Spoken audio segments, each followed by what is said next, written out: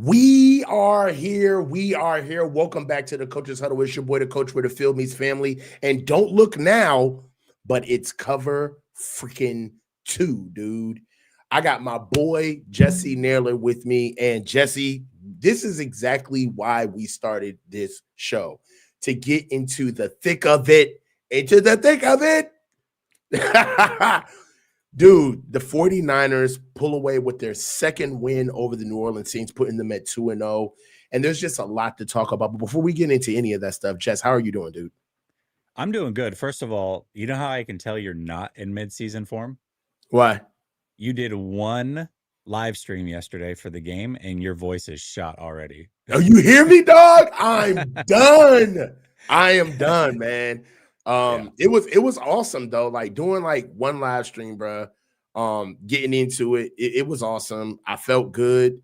The guys and gals, they supported, man. It was a good time, Jess. So, there's nothing else to really talk about, man. But yes, I am not in mid-season form. I have to get I gotta get back into this, back into the swing of things. But let's just talk about a little bit of housekeeping before we even get into like really the Niners. There were some injury updates that hit the Niners earlier this week. Right now, we found out that we had an apparent ankle injury from Juwan Jennings. There was another injury that was accrued by Ben Barch, who had to sit down. And then Kyle Juszczyk actually did not return. I believe he's in concussion protocol. But one thing that I wanted to get at first was just some O-line business, okay? Number one, the rookie at left guard may actually be a mainstay, dude. He may act. Dude, don't start, bro. Don't start. We just got here. But the rookie at guard, Jess, he may be all right. Kobe, He might be fine. You're right. I think he might be fine. And I mean, what's the competition? Ben Barch. Right. The way that people hyped Ben Barch off of one decent game last year blows my freaking mind. Then he promptly got hurt the very next game.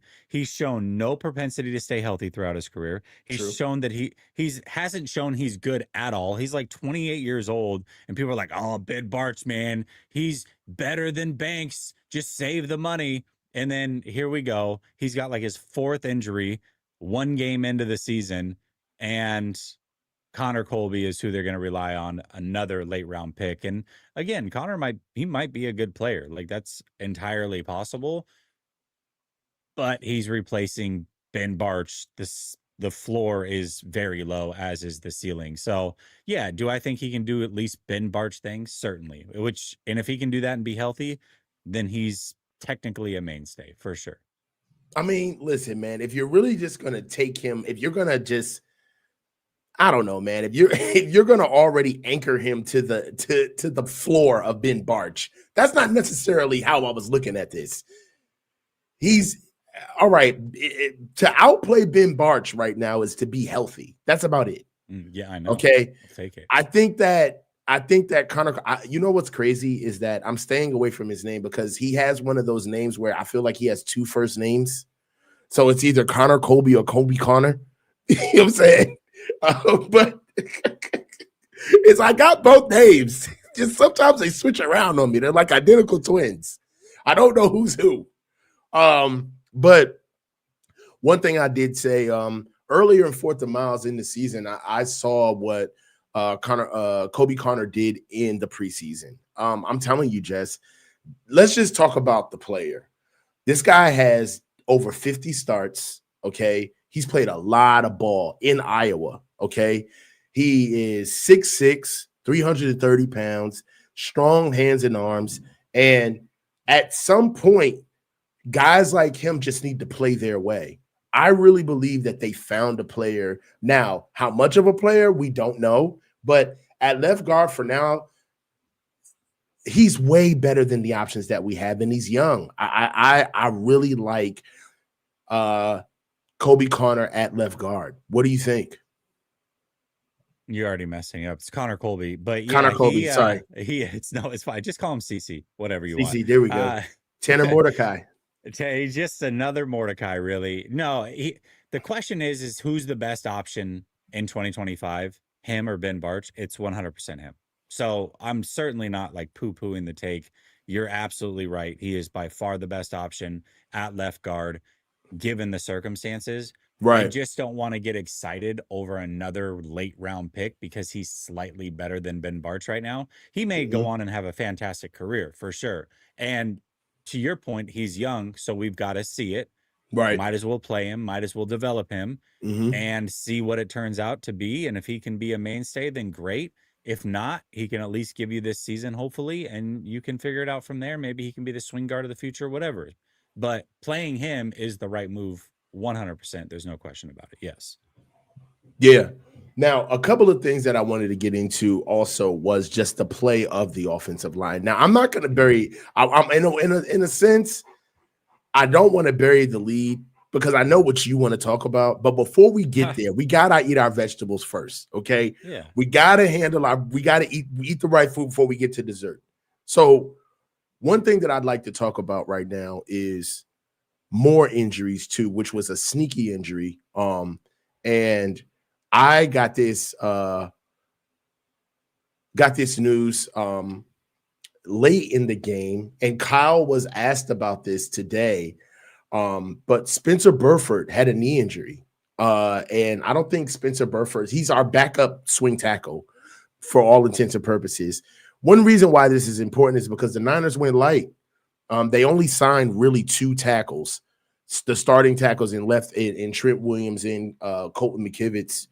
And what's really crazy about this is that you're looking at a position where if Trent Williams is always going to miss his customary 3 to 4 games a season. So we already know that Spencer Burford, we were going to see Spencer Burford this year play. Now, with Spencer Burford going down, potentially, what are we going to do at left tackle or right tackle if either one of those guys go down? How does that make you feel? What do you think about it? I mean, it didn't make me feel good that Spencer Burford was the backup swing tackle anyways. True. But Respect. Pray that it doesn't happen this game. It sounds like he's day-to-day. Should for sure be back for the week 4 game under those circumstances. And if that's the case, then just pray that we don't need anybody this game and that Trent Williams and Colton McKivitz can both make it through. You know, it would serve us right, though. We've both brought up many times how Trent Williams is guaranteed to miss games. He has for like 12 seasons in a row. Right. And usually it's going to be more than one. He's going to miss time. It would serve us right that a 37-year-old Trent Williams actually somehow makes it through the whole season and doesn't miss a game. That'd be dope. It just doesn't seem like it's gonna. I mean, it certainly doesn't seem to be trending that way after week 1. That's for sure, because he already got rolled up on, almost missed the week 2 game, and then we'll see, you know, how he heals and then what other nagging injuries he picks up throughout the course of this. But that's the biggest thing, is can he at least make it through this week? Then they'll be okay, because by the following week, week 4, Burford should be back. But it shouldn't make you feel good that Burford's the backup swing tackle anyways. I have always thought that Burford was more of a tackle than a guard. So I like to see that he's at his natural position. I don't necessarily feel great about him filling in for Trent Williams by any means, but it's probably going to be necessary at some point. Yeah. Yeah. Hey, well, look, the way I see it, Jess, is that they're going to have to find somebody. That's just what it is. They're going to have to find somebody. They're going to have to get somebody in the building, because I don't think that they have a tackle necessarily that can help if Spencer Burford does go down. Offensively, you look at the offensive line, you look at what they did in this game today. I mean, in this game against the Saints. Now, one thing that we got to bring up with the Saints is that, yes, they are the Saints. However, teams are built uniquely. And one thing that I will say, now, I didn't watch all of the film, but I went back and watched some of it. They were loading up. There were a lot of heavy boxes going against us, playing against the Saints this past Sunday. And for what they done offensive line wise, I got to be honest, they have battled. They settled in a little bit. One thing that we can talk about a little bit with Mac Jones is that he did hold the ball. Holding the ball a little bit, I feel like the offensive line started getting into a groove. Trent Williams actually had a better game than last week. Got to be honest. He's still Trent. He's still Trent in a sense of he's older. But one thing that I will tell you is that if you just look at what they did as far as rushing yards, we had 77 rushing yards on the ground.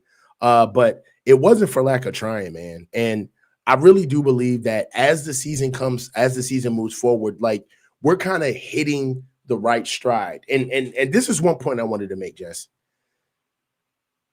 You know how sometimes you're waiting, customarily in the NFL season, when you're winning games the way we're winning them for the past 2 weeks, they've been close games that we've kind of, you can honestly say there are some instances where both games people can walk away and say the Niners should have lost to the Seahawks. The Niners should have lost to the Saints, right?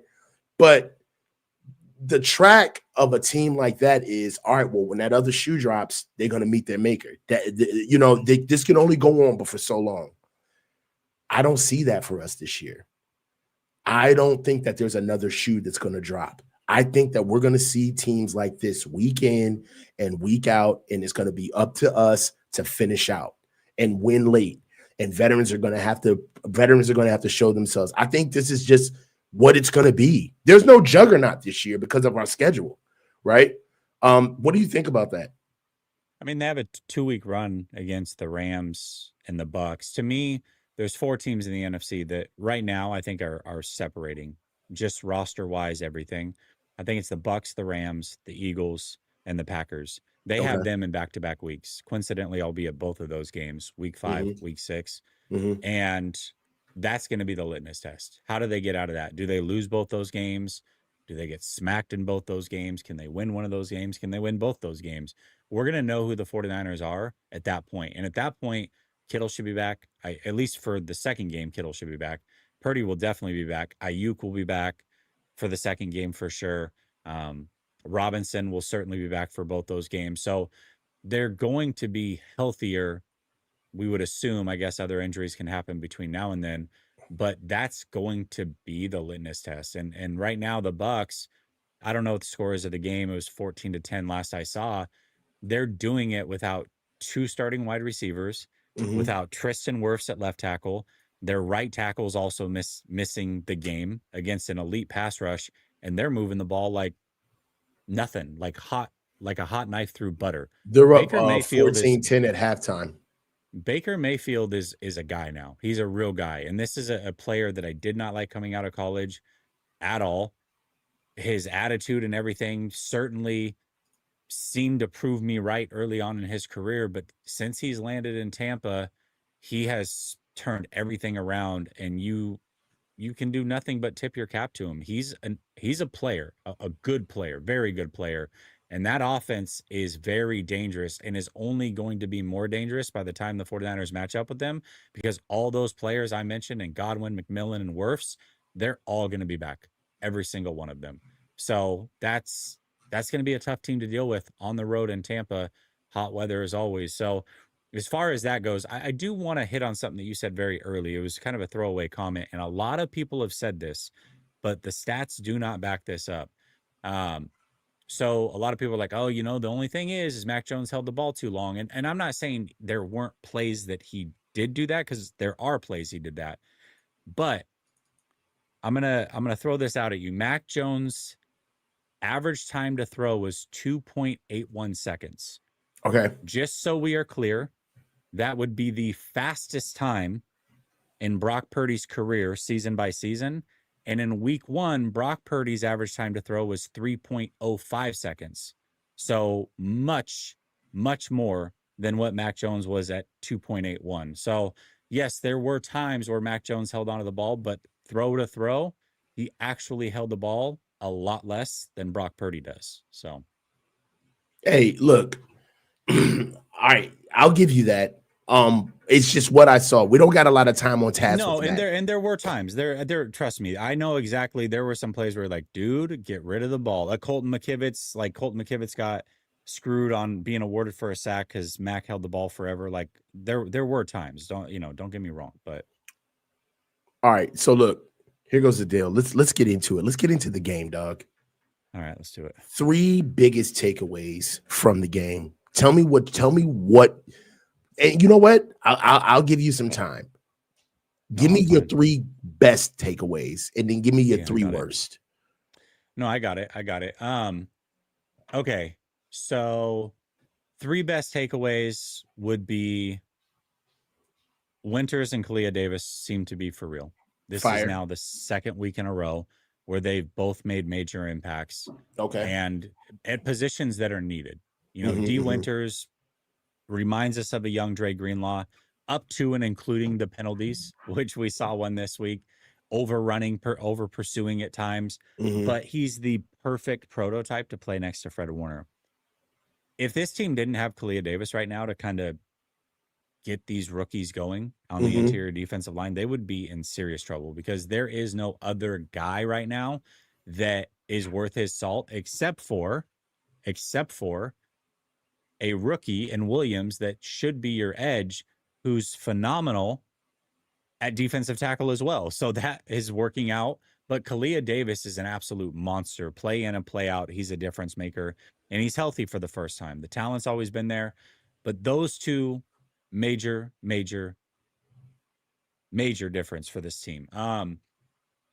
I would say they got a kicker that you're not necessarily concerned about, which is, it sounds crazy, but it is a big deal. I mean, the fact that Kyle Shanahan doesn't have to hesitate when they're in field goal range, the fact that we as a fan base don't take a collective sigh every single time, like, oh gosh, here we go. Right. Is this kick going to go in? We don't have to do that anymore. We have a guy that we can trust. I mean, he's got a career where he's been a very accurate kicker. Now, it started off a little sketchy with the missed extra point. I'm sure that people were a little nervous there, but then he got up, made the next couple kicks, and he looked very, very good doing it. So I think that is something of note.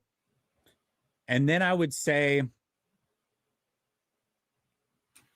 you have to give credit to this offense, Kyle Shanahan in particular, for putting on that many points on the road with that many injuries. And then to get a couple more injuries throughout the course of the game, not exactly ideal.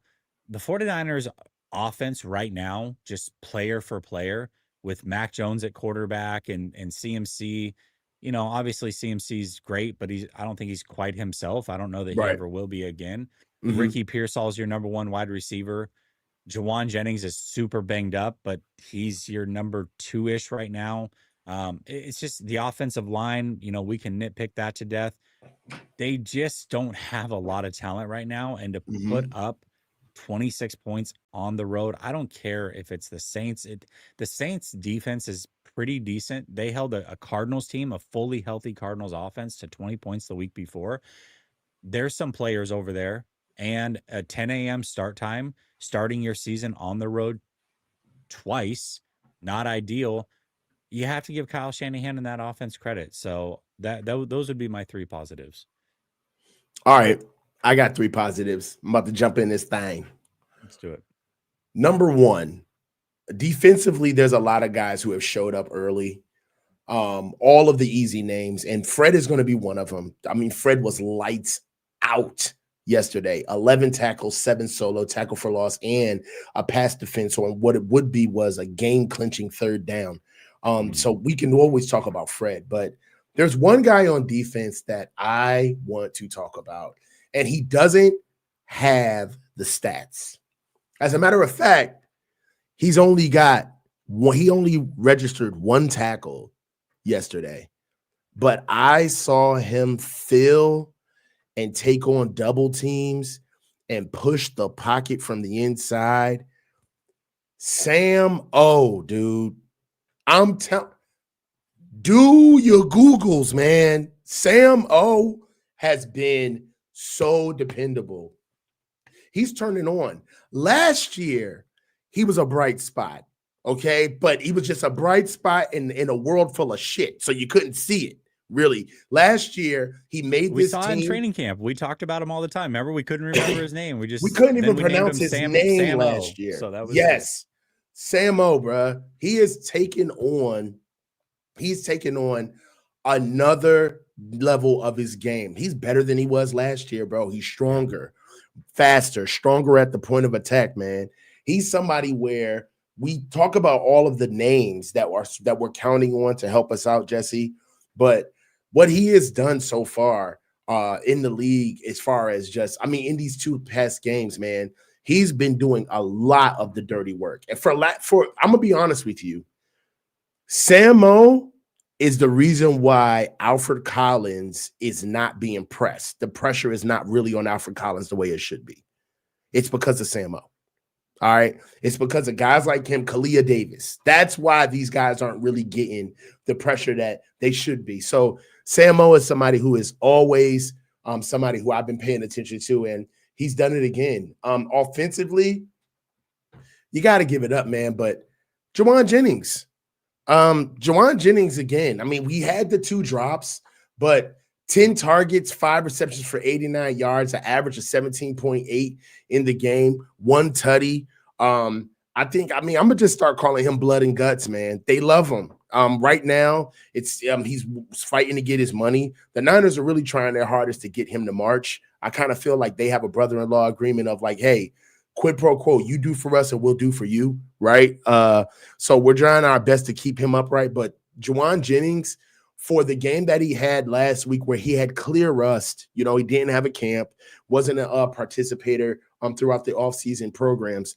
For what he's done so far, to be able to come in and just start playing and being the same guy, I really love what Juwan Jennings has done for us. And then also, lastly, I have to give the offense another nod.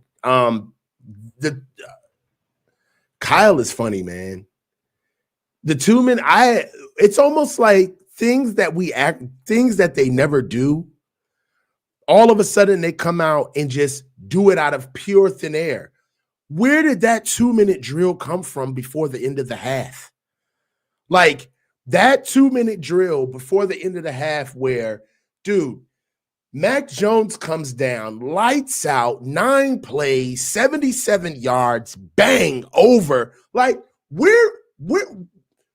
can't we? Where did that come from? That was great. Yo, there were pockets in this game where Kyle was cooking, bruh. I laid into his ass for his drive that he came out of the half with, but offensively, I think they responded.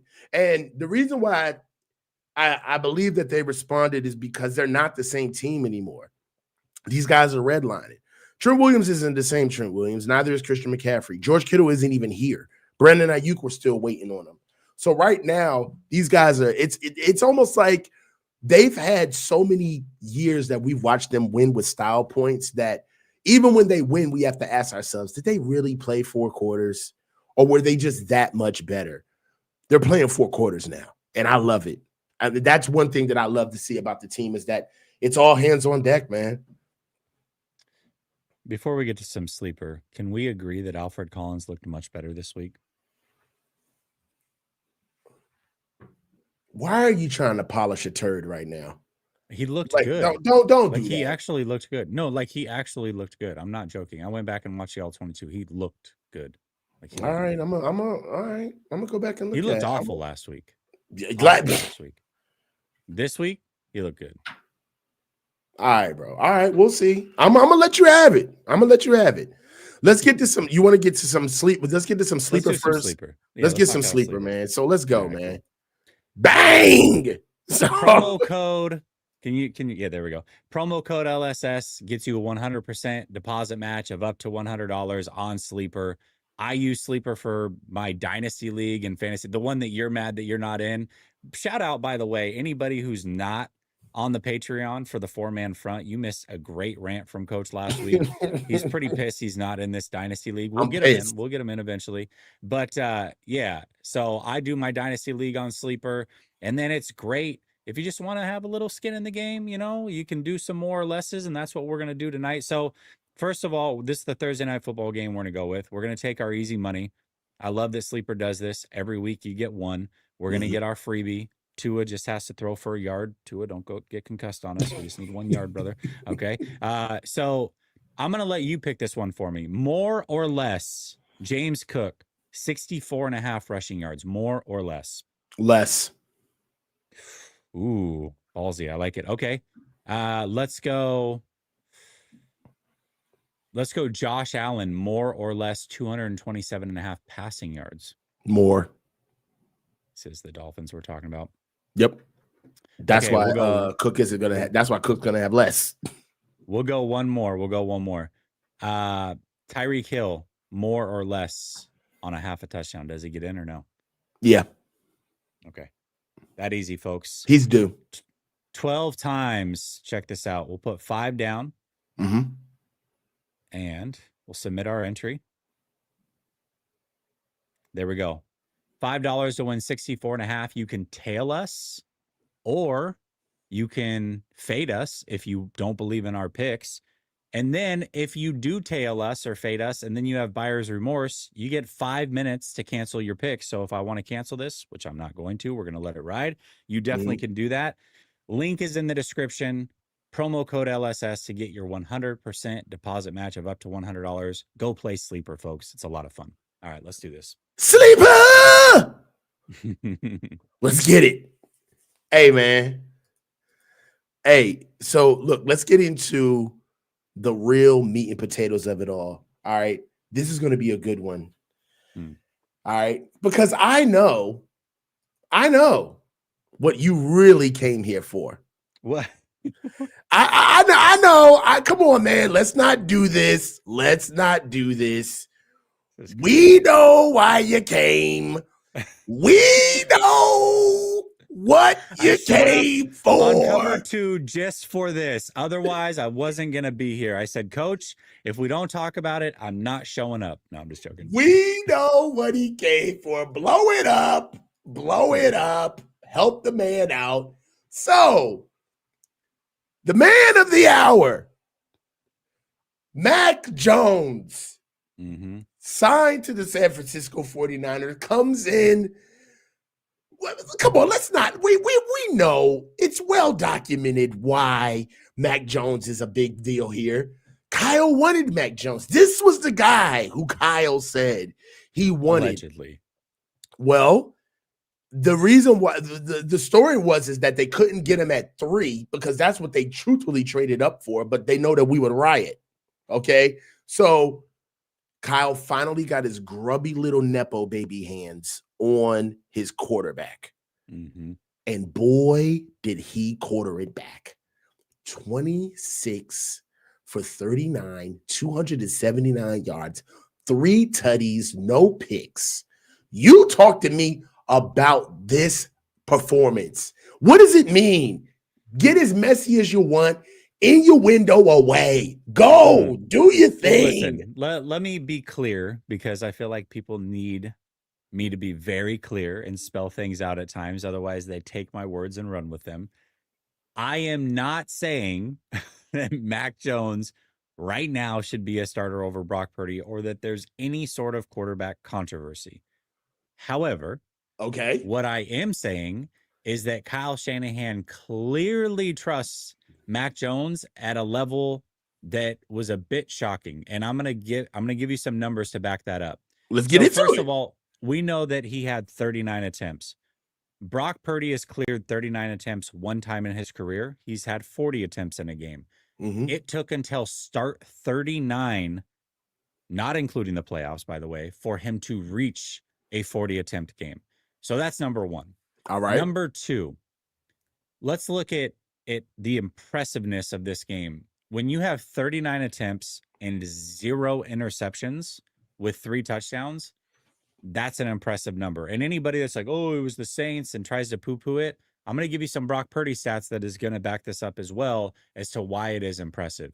So Brock Purdy has 18 games where he's thrown, excuse me, I'm gonna take that stat out of it. He has 20 games where he's thrown at least 30 plus attempts. And this is including the playoffs. So regular season, playoffs. 20 total games with at least 30 attempts. All right. In those 20 games, he has 6 with 0 interceptions. Okay. We're not talking 39 attempts. We're just saying 30 or more. So some of these are 30, 31, 32. 6 games with 0 interceptions. He has more games, 7, with multiple interceptions in those games where he throws it at least 30 times. In those 20 games, he has 24 total interceptions.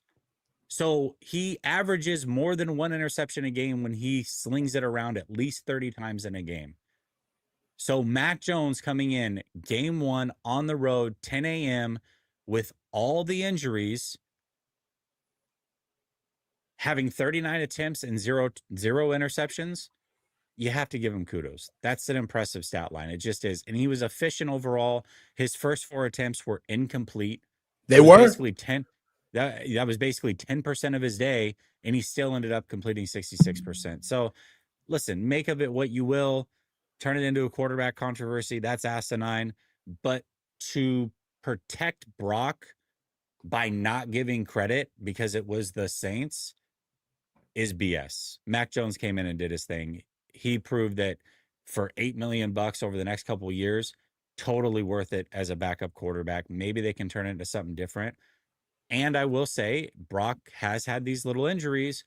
If that continues to be a thing and Mac continues to play well, it's going to take a lot. It'll take a lot. But if it happens enough, things can get weird around here. We've seen it happen multiple times. We saw it happen with Jimmy. We saw it happen with Trey. Hell, we saw it happen with Joe Montana. Okay? Joe Montana. So it can happen with anybody. Bro, he had a really good game. What else can you say, bro? You know, like you said, that was my stat, is that he had 39 attempts, but he dropped 46 times, right? He had like 5 to 6 scrambles, and he had 4 missed passes in the first within like the first 5 to 6 throws of the game.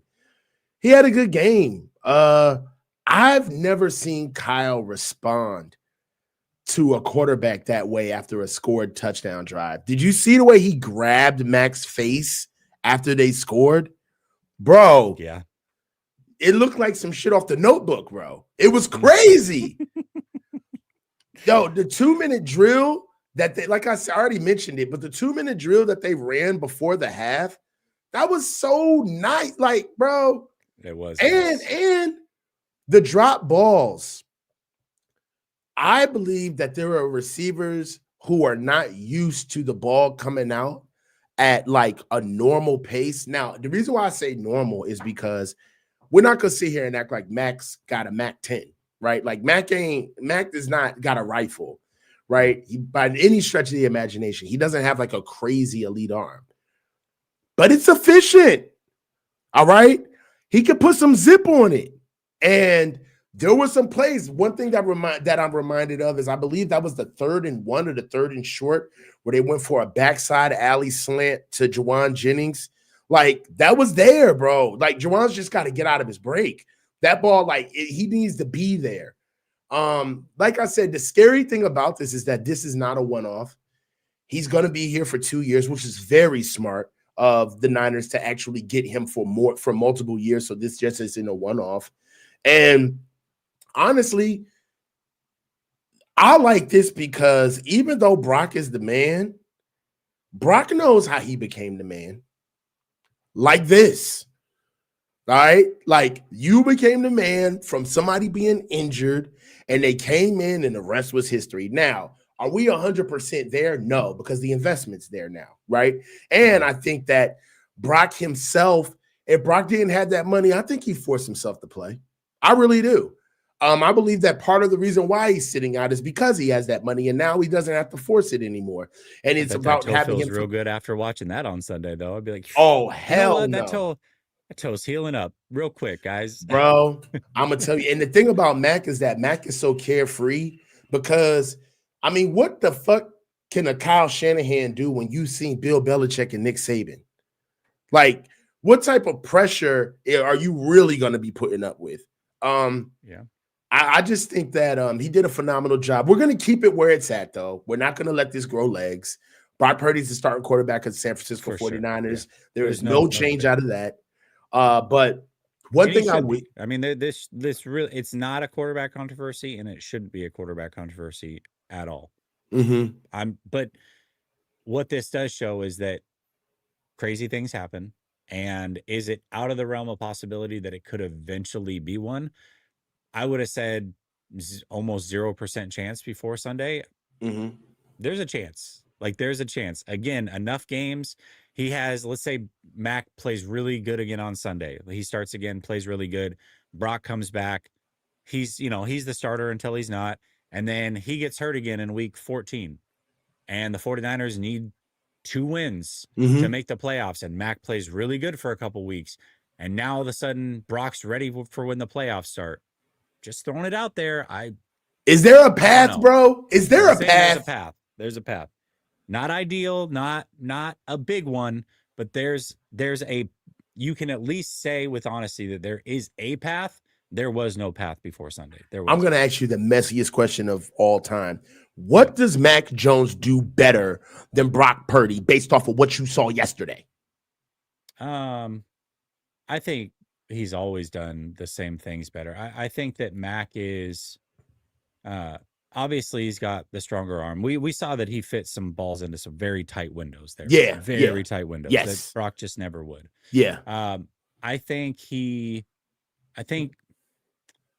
it's crazy because in this offense, what we don't know is, and I would love to see a few more games, Mac makes some bad decisions too. Based off of what we saw in one game, he's a better decision maker than Brock. But based off of his career, he's not, right? He will make some bad decisions. So I'm not going to go there necessarily. But, he'll stay in the pocket. He'll stay in the pocket for sure. I mean, I also don't think it's coincidental that the offensive line all of a sudden protected really, really well. Brock has this tendency over the last year to just bail from clean pockets and make things worse for himself at times. Mac's not going to do that. He's going to stand in there and he'll take a shot. Brock's tough. He'll take a shot too, but Mac is going to stand tall and go through his reads very comfortably. You're going to get that from him. So the offensive line doesn't have to worry about him bailing or not knowing where he's at. He's going to play. I think he plays slightly more on time than Brock. I do. I think they're as accurate as each other. Brock plays with better anticipation. He kind of has to, though, because of arm strength. Certainly more mobile. And he's not jaded like Mac is. Mac has to get his swagger back. And he talked about the offseason and, his breathing techniques and all that. That's because he's a broken vessel, right? Brock's not a broken vessel. Brock has swag for days, has had swag for days. That's not going away. So, Mac has to kind of work his way back up. Yeah, but I will give you this. Brock Purdy and Mac Jones are alike, but they're very different in that Mac Jones was a first-round pick. Okay. Mac Jones comes from a storied college career. Okay. And also, if you really want to think about it, Mac Jones was the ultimate Brock Purdy before there was a Brock Purdy. Mac Jones had to sit back and wait his turn. All right. He sat back behind Tua Tagovailoa. He sat back behind Jalen Hurts. Okay. And then he finally got his shot off a 1-year one-off in college where everybody was saying that it was just the team that he was playing with. Mac Jones has a fire in him.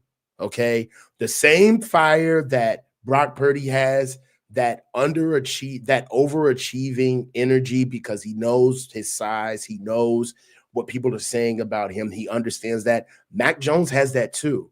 But I believe Mac has a sense of sinister in him, bro, because he's played with some dogs, bro. I don't know, man. Mac is gonna be all right. Mac has a little Baker Mayfield to him. And I wouldn't put Jesse. I wouldn't write him off because of that. I wrote Baker off. I didn't like Baker coming out of college. And when I saw him for the first couple of years, I was like, yes, this is exactly what I thought. And he turned it around. And I think Mac is very similar, where I thought Mac would have been fine at what was it, 11 or 12. I hated it at 3. Hell no. I do think he's was a decent prospect coming out. But he also has a little bit of that me attitude, the 100 mil, and then he had a DUI in college. Like he's not a clean cut, fresh guy. Just, he came in with an attitude. He was very uncoachable. And I think that the league has worked that out of him. He's been humbled. And so wherever he lands next, he has a chance to really turn his career around and be an 8 to 10 year starter in this league. He still does. It just Yeah. very much like Baker Mayfield right now. Different And players, don't but a lot of the similarities as and far let's as not mentality. forget, Mac has got a streak in him. Mac is, if you remember, there are reports of Mac snapping on coaches. Yeah. Okay. Bill Belichick included. Yeah. Yes, Bill Belichick included. So Mac does not take kindly to like being pushed when he don't want to be moved. You know what I'm saying? Hey, but hey, let's get into some super chats, man. Get up out of here. So Dangerous Dave says, I always question playing Brock brick over back playing. He's saying paying, yeah. So basically, like, and here's the question, and it's one game, so this is really impossible to answer. But the question really becomes: would you rather have Mac Jones and another superstar player, or just Brock Purdy? That's the Mac question. Jones And the and another superstar player. Yeah, and that's the question, because Mac Jones at his price, you could get a high level superstar for the price that you're paying Brock. So that's the real question. It's not Mac Jones or Brock. It's Mac plus superstar player, insert superstar player for that. My boy Gammon, thanks, bro. Jesse, tell Coach Ben Barge is a future Pro Bowler. Yeah, he's a future Pro Bowler for Gammon. Thanks, man. Casey Cold, they need to make Guardian uniforms. They need to make Guardian uniforms for dudes like Barge. I had to read that twice. Dude gets hurt walking outside to check the mail. Stop messing with him and play. CC. See? Nobody else knows it either. CC. My man Sean. What's good, Sean? Kobe had a pass blocking grade of 73. Saints were solid up front and causing problems before he came in. That's awesome. He will only get better. Tundras is another one. The block on the TD, it's 2 games. They had a good offseason so far. That was awesome. Gammon. That was a great comment. Great comment. It was a great comment, Sean. Gammon Brown. Thanks, Gammon. How much stock can we put into PFF numbers? They're hit or miss. I think there are some numbers that you can put a lot of stock into. What I wouldn't put stock into is their grades. It's all their opinions. But when you look at like advanced analytics, I do love their advanced analytics. All right, brother. Gammon Brown, as soon as Baker moved to Florida, Jesse loved him. No, I mean, this is true. We saw him with the Rams. He had that short stint. He looked awesome. But I did take my son to a Ravens game, and he was the nicest guy. He was signing for everybody, seeking out the fans pregame. He's a solid dude, and he's gotten married, found God. Like, he's literally turned his life around off the field, and I think it's made a world of a difference on the field. I can do nothing but give him credit. He's a baller, man. He is. Awesome. I got to do a little bit more homework on Baker Mayfield. Gammon Brown, we missed Juice yesterday. Yeah, we did. Yeah, no, we didn't. We didn't at all.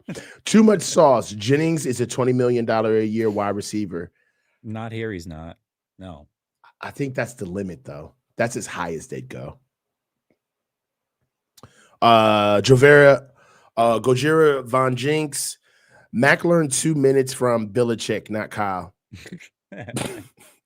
Listen, Kyle does this weird stuff, man, where he lets backup quarterbacks come in, and he just like, it's like, why do you trust him more than the starter? He's done it forever, by the way. Yeah, man. I mean, he did it. What's the other kid from Southern Miss that he loved so much? Literally everybody. Dakar W, thank you. I feel like Purdy is so obvious to read. I mean, it's tendencies get picked up over time. It's on him to counter. So we'll see. Alex Toussaint 662. Who has more respect in the locker room, Brock or Mac? Brock, come on, it's Brock. Wait a minute. Listen, I think they might like Mac as a person because he, listens to rap music with them, and he's shut the fuck up. That's not it. Rap doesn't get you to pass. It does. If you can dance, it does. You see him with the boombox. He was at the very front. Come on, slow down. You're doing way too. Mac. You're giving away the white boy playbook, Jesse. You got to charge for that. Just saying. Hey, if you're a white guy and you can go to a 24-hour fitness and hit an open run and you can ball, you're liked. I'm just saying. You know who I feel like is the newest graduate of the cool white guy university? Ricky Pearsall. He's got Oh, for he's sure. got the fade going. He's legit the who's the fat comedian that like has been doing whiteface, and then he was like the white Oh, guy, the only white Drewski. guy in the hood. Yeah, he's Drewski, the skit, the only But white he's guy in the hood. blackface. That's Pearsall. That's Pearsall. Yo, y'all are hilarious. Pandemi Lovato, is Mac Jones undersized or is just Brock? Well, I'll say Jones this. Is bigger than Brock. Mac Jones is bigger than Brock, but Brock is in way better shape than Mac Jones. Mac Jones is fat. It take a fat dude to know a fat dude. I know fat. He's a quarterback body. He's fine. He's got the dad bod. Gotta love it. Hey, man, that is another one in the books, bro. Jess, what you got going for the rest of the week? Oh man, I got Sunil tomorrow, behind enemy lines on Wednesday. Then I'll take my couple day hiatus and be back for the post game Sunday, man. So appreciate it. I always love these, man. I love these too, man. I'll be back tomorrow with the neutral zone with me and Chunder Boy. It's going to be awesome. Guys, this is the coach. This is Jesse signing off. Stay low and keep your feet moving. Holla at you guys. Peace.